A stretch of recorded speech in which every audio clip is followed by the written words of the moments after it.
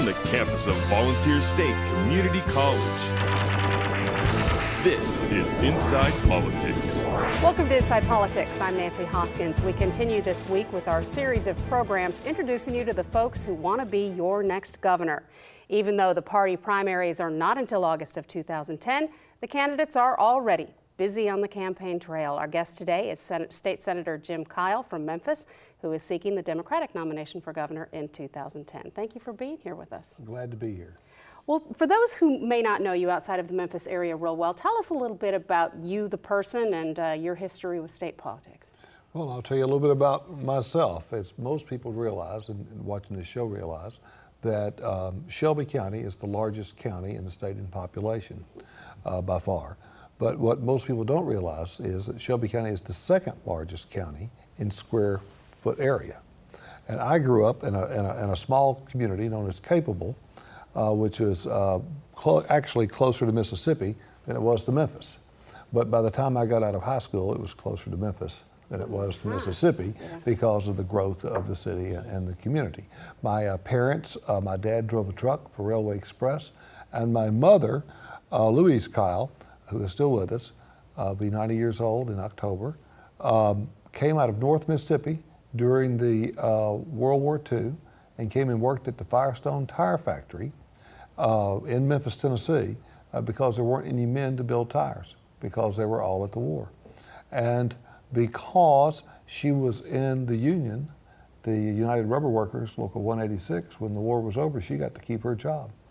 And she stayed and worked in that plant for over 30 years and retired. So I came from a household of 2 union employees, and the Kyles did a little bit better because we were a union household. And I went to college and ultimately went to law school. I'm married to Sarah Kyle, who is, some of your viewers may recall, was elected to the Public Service Commission in 1994 and now serves on the subsequent agency, the Tennessee Regulatory Authority. We have 4 children, ages 26, 24, 20, and 12. Wow. And of course, the 12-year-old one is more mature and knows it all. And so that's really, I don't need to, if you ever have any questions about what I should be for, I have someone who knows everything and knows how to get it. And she's very special to us. And I practice law in the firm of D'Amico Kyle. We are litigators. For the last 26 years, I have been in the Senate, representing Memphis in the Senate. For the last 5 years, I have been the Democratic leader. That's an elected position of my colleagues in the Senate.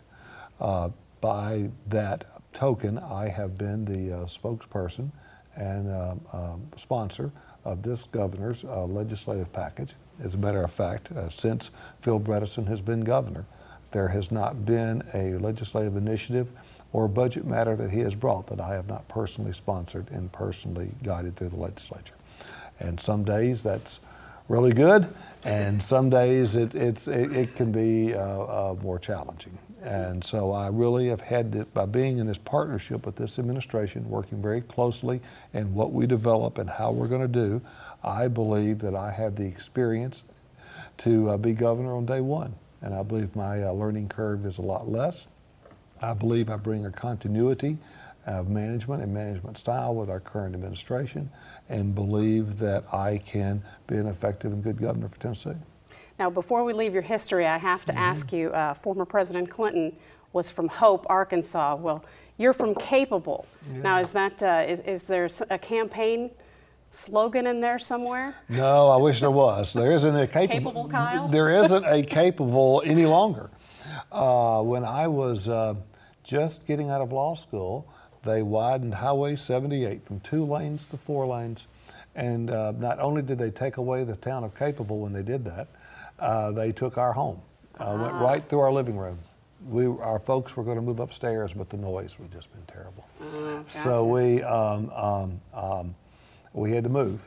And so where I grew up is really now a land of warehouses and storage buildings, which is kind of difficult some days to think about, for sure. But no, I wish there was. I wish I did have a nice, catchy name of a town like that. There you go. 26 years in the Senate. What was it that made you decide that now was the right time to run for governor? Well, first of all, I have been very much involved in the last several years in what I consider the important issues of the day. As a matter of fact, I have been involved, for better or worse, in most every major issue since I've been since Lamar Alexander was governor. Everything from the very first vote I ever cast was during the special session on master teacher, if some people recall what that was.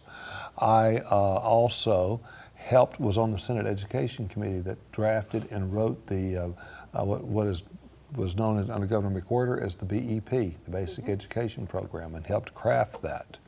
I was chairman of the Corrections Oversight Committee that took our prison system and got us out of federal court when the federal courts took over our prison system because of neglect and mismanagement.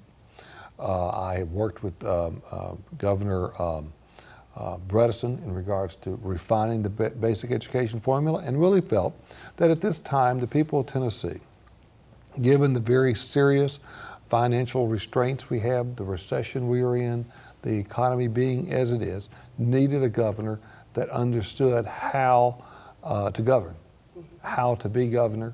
And I've looked at the field. I was the last person to declare for governor. Right. And I went home after session and I looked at matters, looked at the field, and thought that I could be better, and thought what I offered was more. And we're going to present that for the next several weeks and months. You did wait until August 12th to announce that you were running for governor, right, several months after many of the other people had already announced. Do you feel that that gives you a certain amount of ground to make up? Well, I would say to you, the only people who have paid attention to folks who are running for governor right now are people who really like their politics, or the family and creditors of the candidates. I do think I do have some ground to make up insofar as traveling the state and being seen. I want to be here today, here in Sumner County, for a chance to be there, and I will not be the first in many places, but I would think that what we have to say is significant enough people pay attention. Definitely.